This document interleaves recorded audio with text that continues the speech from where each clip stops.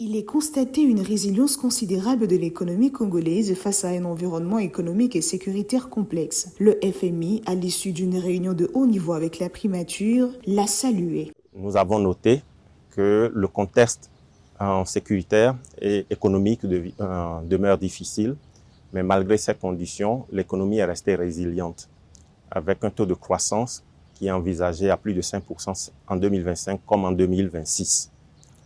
Nous avons également noté que dans le cadre du programme, les critères de performance qui avaient été fixés ont été remplis et les efforts de réforme aussi ont été accomplis.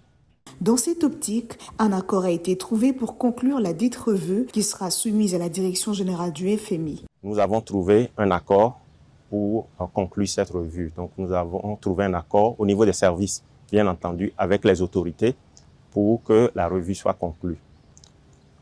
La prochaine étape, c'est que nous allons soumettre cela à la direction générale du Fonds monétaire international et qui va aussi passer ce dossier au conseil d'administration du Fonds monétaire international pour examen.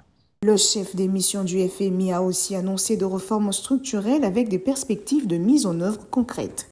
Il y a aussi des réformes qui sont en cours.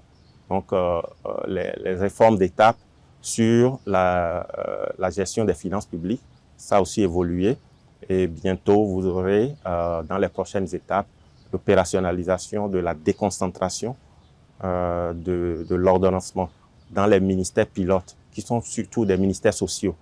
Je pense que c'est une réforme très importante qui a été attendue pendant longtemps dans ce pays. Ont pris part à cette réunion le vice-premier ministre, ministre du Budget, le ministre de Finances, le vice-ministre du Budget et le vice-gouverneur de la Banque centrale du Congo du côté du gouvernement et du côté du FMI, le chef des missions pour la RDC, l'administrateur adjoint au conseil d'administration du FMI, ainsi que l'administrateur adjoint du conseil d'administration du FMI.